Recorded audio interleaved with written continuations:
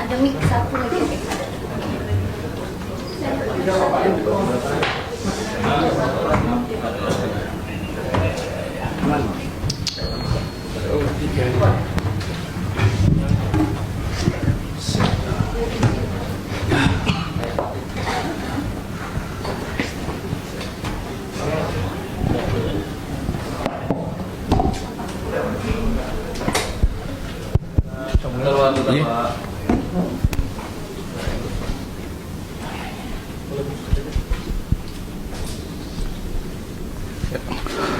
Assalamualaikum warahmatullahi wabarakatuh. Selamat siang, salam sejahtera teman-teman semuanya. Hari ini, siang ini kita akan melakukan press conference terkait dengan peristiwa kegaduhan, kericuhan yang terjadi di Pengadilan Negeri Jakarta Utara pada hari Kamis tanggal 6 Februari 2025 yang lalu. Hadir di tengah-tengah kita pada saat ini, yang pertama Yang Mulia Profesor Dr. Yanto. Beliau adalah juru bicara Mahkamah Agung. Dan kemudian Yang Mulia Dr. Iyasardin, SHMH.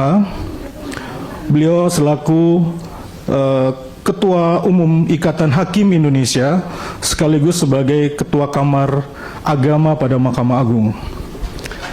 Jadi kenapa ada dua narasumber di sini? Yang pertama, Profesor Yanto akan menyampaikan press conference dari Mahkamah Agung, dan Yang Mulia Dr. Iyasardin akan menyampaikan sikap atau pandangan dari Ikatan Hakim Indonesia. Tanpa perlu berlama-lama lagi, kami persilakan kepada Yang Mulia Profesor Yanto. Izin, Pak. Assalamualaikum warahmatullahi wabarakatuh. Yang kami hormati Yang Mulia Ketua Kamar Agama, sekaligus beliau adalah Ketua Umum Ikatan Hakim Indonesia, dan rekan-rekan wartawan-wartawati ya, yang kami hormati. Mohon maaf agak molor ya karena tadi hujan. Jadi izinkan saya mau membacakan press release dari Mahkamah Agung berkaitan dengan menyikapi peristiwa kegaduhan dan keributan yang terjadi di persidangan Pengadilan Negeri Jakarta Utara pada tanggal 6 Februari 2025 sesuai laporan Ketua Pengadilan Negeri Jakarta Utara tanggal 7 Februari 2025, dan juga beberapa video dan pemberitaan media massa online yang beredar terkait kegaduhan tersebut. Maka Mahkamah Agung menyampaikan hal-hal sebagai berikut. Jadi nanti selain sikap resmi lembaga, nanti juga ada sikap resmi dari organisasi yang induk organisasi yang membawa Ikatan Hakim Indonesia yang akan disampaikan oleh beliau Yang Mulia Dr. Iyasardin. Maka Mahkamah Agung akan menyampaikan hal-hal sebagai berikut. Yang pertama, Mahkamah Agung selaku pelaksana kekuasaan kehakiman tertinggi yang dijamin konstitusi mengecam keras kegaduhan dan kericuan yang terjadi di ruang persidangan Pengadilan Negeri Jakarta Utara, karena tindakan tersebut merupakan perbuatan tidak pantas, tidak tertib, yang dapat dikategorikan merendahkan dan melecehkan marwah pengadilan atau contempt of court. 2. Mahkamah Agung tidak mentolerir siapapun pelakunya, sehingga harus dimintai pertanggungjawaban menurut ketentuan hukum yang berlaku, baik pidana ataupun etik. Ya. Yang ketiga, Mahkamah Agung akan memerintahkan kepada Ketua Pengadilan Negeri Jakarta Utara untuk melaporkan kejadian contempt of court tersebut kepada aparat penegak hukum, dan sekaligus melaporkan oknum advokat tersebut kepada organisasi yang menaunginya dengan permintaan agar oknum tersebut ditindak tegas atas pelanggaran etik yang dilakukan.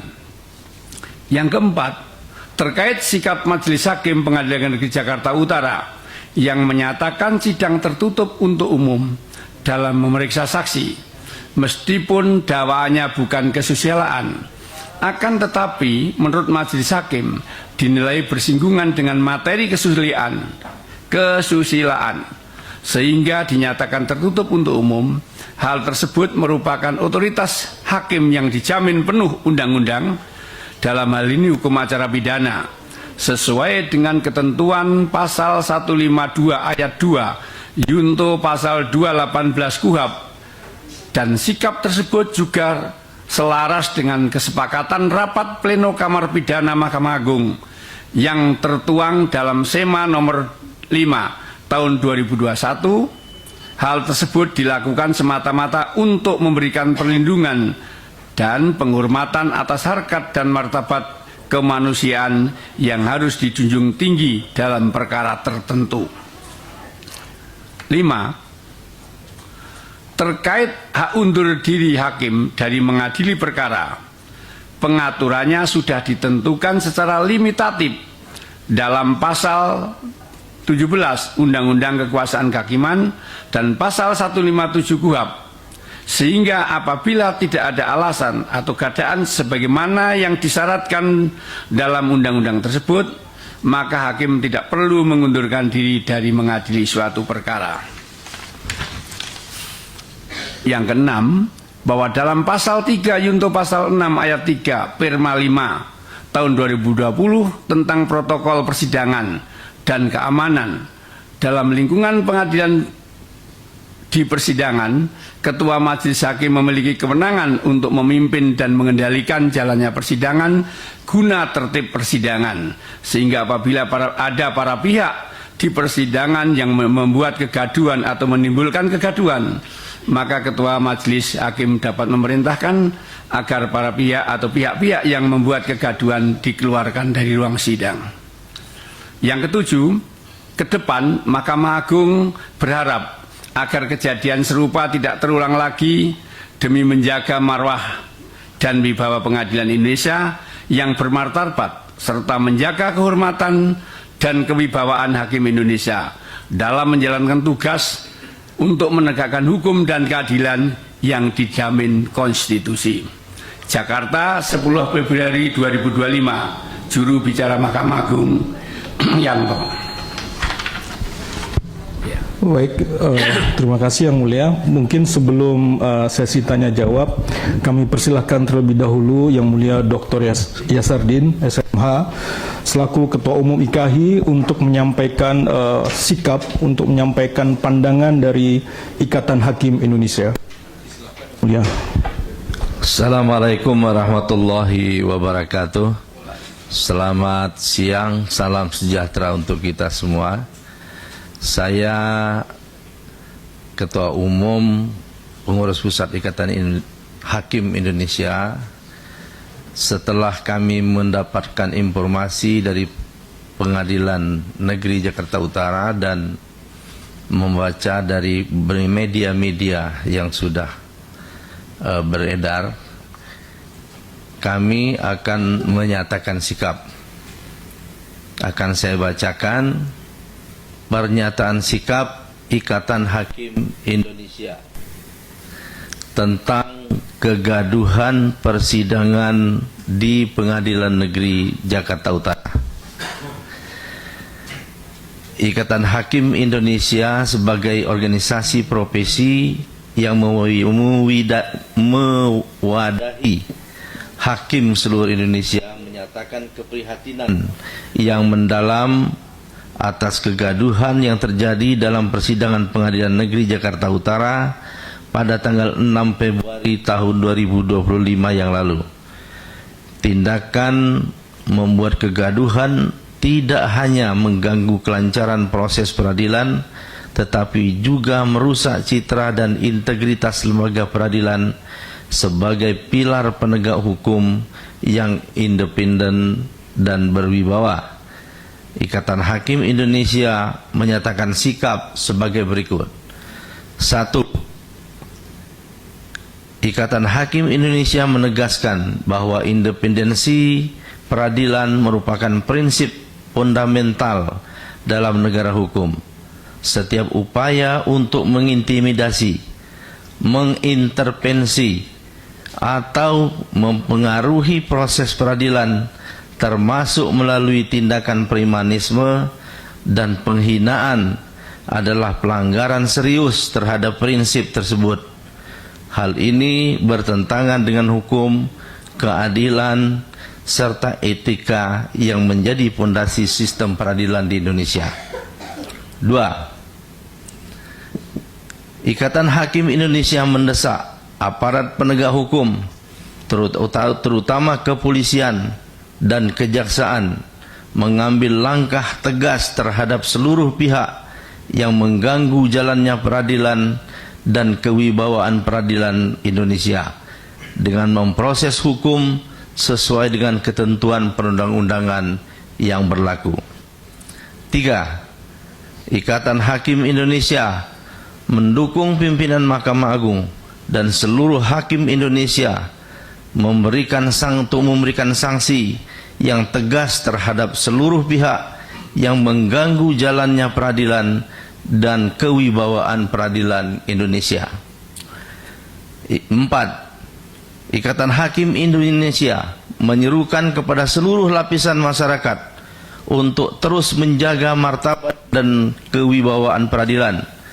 Masyarakat diharapkan dapat menghormati proses hukum yang sedang berjalan dan tidak terlibat dalam tindakan yang dapat merusak integritas peradilan. Ikatan Hakim Indonesia juga menghimbau kepada masyarakat untuk tidak menggunakan jasa para oknum advokat yang tidak profesional dan tidak menjaga kehormatan profesi advokat. 5. Ikatan Hakim Indonesia selalu mengapresiasi peran advokat sebagai bagian integral dari sistem hukum dan peradilan yang berfungsi sebagai penjaga hukum dan keadilan. Ikatan Hakim Indonesia selalu berpesan kepada seluruh hakim di Indonesia untuk memberikan sikap yang penuh penghormatan kepada seluruh advokat. Advokat merupakan profesi yang mulia yang mensyaratkan kompetensi yang tinggi, integritas moral, profesional, dan idealisme yang kuat demi tegaknya hukum dan keadilan serta etika. Komitmen bersama untuk menjaga kehormatan seluruh profesi bidang hukum merupakan hal yang sangat penting dalam perjuangan bersama membangun peradaban hukum di Indonesia.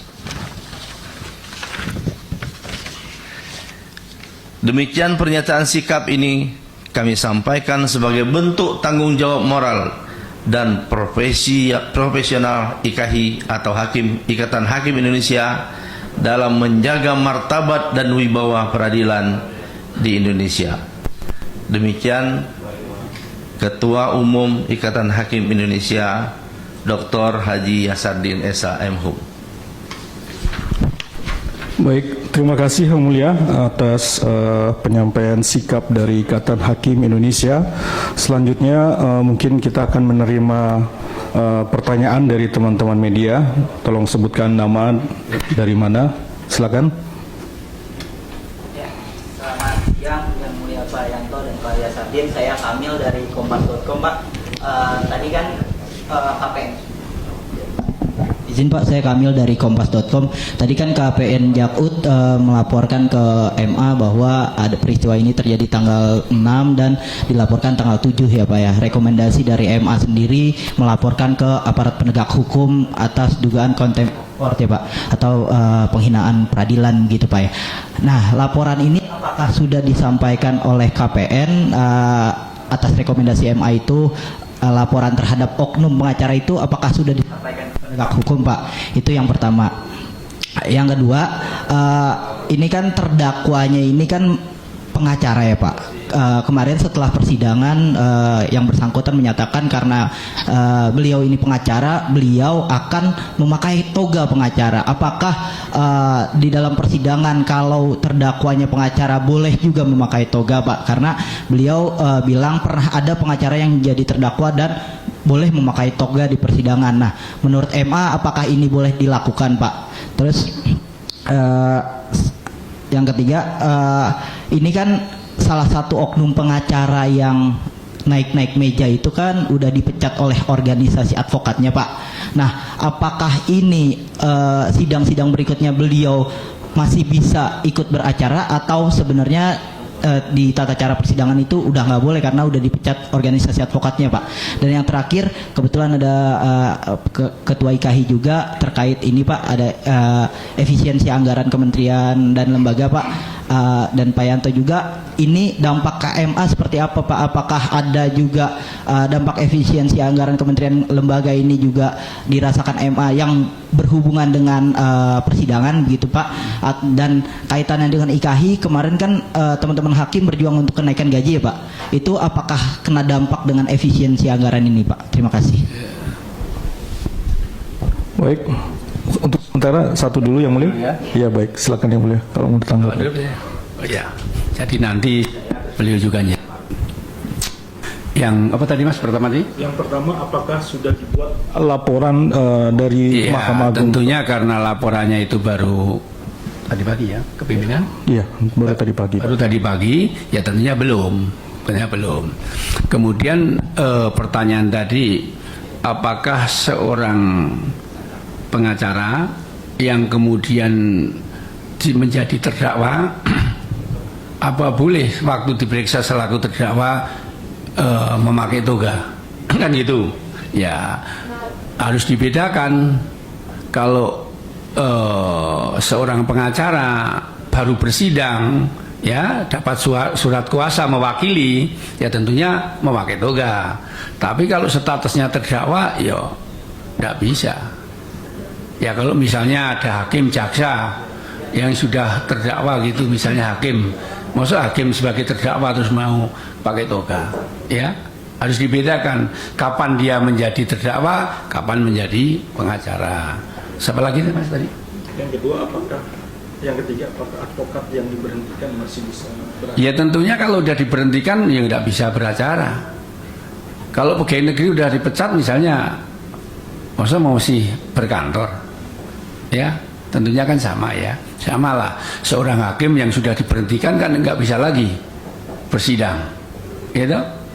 Nah, banyak hakim diberhentikan, jaksa diberhentikan, polisi diberhentikan, ya tentunya berhenti dari tugasnya. Namanya udah nggak jadi lagi jaksa, udah nggak jadi lagi hakim, udah nggak jadi lagi polisi ini misalnya. Nah kalau udah diberhentikan jadi pengacara kan bukan pengacara lagi, tentunya sudah nggak bisa beracara.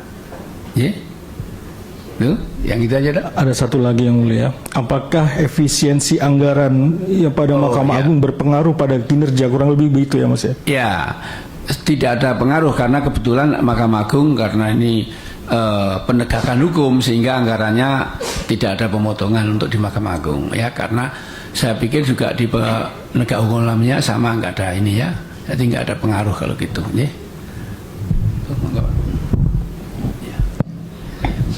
Terima kasih atas pertanyaannya teman-teman wartawan mengenai apakah ada pengaruhnya terhadap gaji hakim atau penghasilan hakim dengan adanya efisiensi oleh pemerintah. Tidak, karena belanja pegawai itu tidak termasuk yang dikurangi atau dipotong.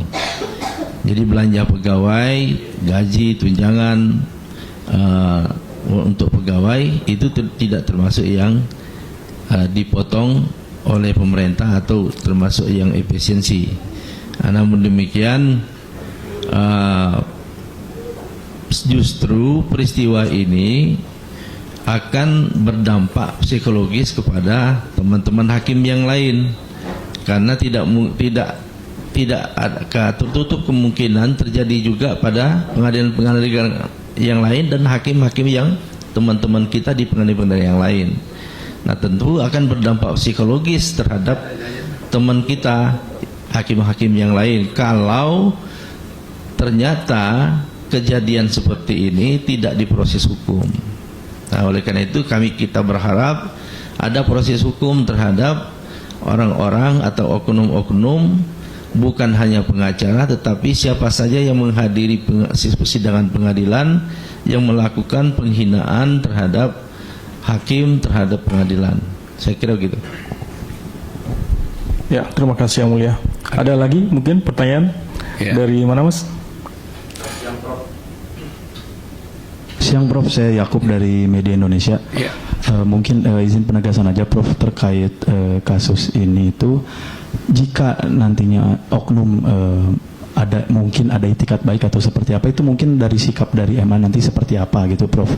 Lalu pertanyaan kedua, isu lain Prof, izin terkait mantan pejabat MA Zarul Richard kan hari ini sedang ada di sidang perdana. Mungkin tanggapannya sendiri gimana Prof, karena di sini kan mantan pejabat MA. Terima kasih Prof. Ya, jadi terkait dengan mantan pejabat MA kan berkali-kali saya sampaikan, Mahkamah Agung dalam hal ini pimpinan menghormati proses hukum. Silahkan dibuka seluas-luasnya, silahkan digali seluas-luasnya. Nah ini kan kebetulan di persidangan sudah terbuka untuk umum. Kalau kemarin penyidikan kan ditutup, Bapak tidak tahu kan?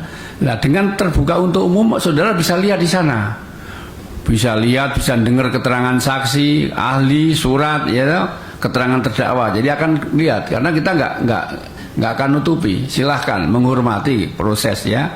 Makanya silakan nanti, ini mumpung sidangnya juga terbuka untuk umum, silakan rekan-rekan wartawan menghadiri sidang, sehingga akan mengetahui langsung, mendengar langsung peristiwa pidana yang terjadi yang dilakukan dalam kasus tersebut ya. Itu jadi kemudian berkaitan dengan bagaimana kalau beretikat baik datang, ya namanya orang itu baik boleh-boleh saja ya, beretikat baik boleh, tapi kan pelanggaran etik kan juga harus ditegakkan. Jadi begini, mari kita hormati persidangan kita itu. Jadi persidangan kita dihormati itu tidak hanya menghormati hakimnya, enggak. Kita hormati yang terlibat dalam persidangan di situ. Kita hormati hakimnya, kita hormati jaksanya, ya, kita hormati pengacaranya, kita hormati terdakwa, kita hormati saksi dan pengunjung yang ada. Jadi pengadilan kita itu sakral ya, marwahnya harus kita jaga gitu, jangan dinodai.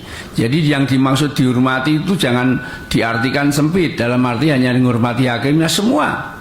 Jaksanya harus dihormati, ya, advokatnya dihormati, ya, terdakwanya dihormati, saksi dihormati, hakim dihormati, pengunjung pun dihormati di situ.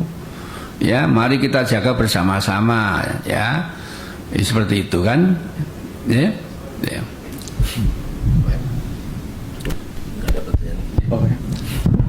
Mungkin satu lagi Yang Mulia ya. Ya. Ya, dari mana Mas? Izin saya Insan Kamil dari Hukum ID. Pak, jika terbukti oknum pengacara itu bersalah, apakah MA berwenang mencabut sumpah oknum pengacara tersebut? Itu yang pertama. Yang kedua, apakah MA akan memblacklist oknum pengacara tersebut? Terima kasih. Ya, yang berhak memberhentikan itu kan organisasi induknya, ya. Ya, organisasi, kalau dia peradinya, kalau KI-nya seperti itu ya. Tapi kalau proses hukum ya kita nanti penegak hukum ya. Kalau proses etik nanti organisasinya ya, organisasi advokatnya seperti itu. Ya, seperti itu. Masih ada pertanyaan? Ya. Sedikit. Ya. Pertanyaan Pak, kalau misalnya si oknum pengacara ini juga turut meminta pelindungan kepada MA, ini kan hari ini udah melakukan penetapan sikap. Ya. Nah, responnya apakah oknum pengacara ini juga akan diperlakukan Ya, kalau objektif atau bagaimana Pak? Ya, Mahkamah Agung itu kan bukan lembaga ya perlindungan saksi atau apa ya. Ya, kalau yang lembaga perlindungan saksi kan ada, perlindungan HAM kan ada sendiri kan. Nah, tentunya kan kalau Mahkamah Agung kan bukan bukan merupakan lembaga perlindungan. Ya.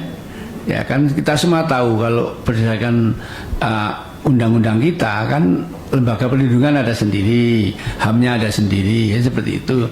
Nah, saya nggak komentar kalau yang itu ya, karena lembaga MA itu lembaga mengadili, ya, lembaga mengadili seperti itu. Ya, seperti Bapak namanya. Ya, saya tanggapi sedikit tentang blacklist tadi ya. Jadi pengadilan itu tidak punya kewenangan untuk memblacklist seseorang tidak boleh beracara atau boleh beracara atau tidak. Karena untuk kuasa hukum itu adalah pilihan masyarakat. Silahkan memilih. Oleh karena itu kita menghimbau masyarakat agar oknum-oknum advokat yang arogan, yang sudah terkenal banyak melakukan satu pelanggaran tidak dipilihlah menjadi kuasa hukum mereka. Kita begitu. Dan sepanjang kuasa hukum itu memenuhi syarat-syarat, dia masih aktif, punya kartu advokat, kemudian dilantik resmi oleh pengadilan, ya kita tidak punya kewenangan untuk menolak sebagai kuasa hukum atau penasihat hukum. Jadi kita hanya menganjurkan kepada masyarakat tadi seperti yang saya bacakan tadi, menganjurkan kepada masyarakat nggak usah dipakai lagi lah kalau advokat-advokat yang sudah banyak melakukan pelanggaran-pelanggaran hukum dan menghina, katakanlah melakukan contempt of court, penghinaan terhadap peradilan. Saya kira itu. Baik, saya kira cukup pertanyaan dari teman-teman media, dan saya ingin mengulang kembali, menegaskan kembali apa yang disampaikan oleh juru bicara Mahkamah Agung, Profesor Yanto, bahwa berangkat dari kejadian yang terjadi tempo hari, kami menghimbau, kami mengajak kepada seluruh lapisan masyarakat agar senantiasa menjaga dan menghormati marwah persidangan yang ada, baik itu hakim, polisi, hakim, jaksa, maupun penasihat hukum yang berada di persidangan. Mungkin itu yang bisa kami sampaikan. Sekali lagi terima kasih kepada Yang Mulia Profesor Dr. Yanto sebagai juru bicara Mahkamah Agung, dan Yang Mulia Dr. Yasardin, SHMH, Ketua Umum IKAHI sekaligus Ketua Kamar Agama pada Mahkamah Agung Republik Indonesia. Demikian, wabillahi taufik wal hidayah. Wassalamualaikum warahmatullahi wabarakatuh.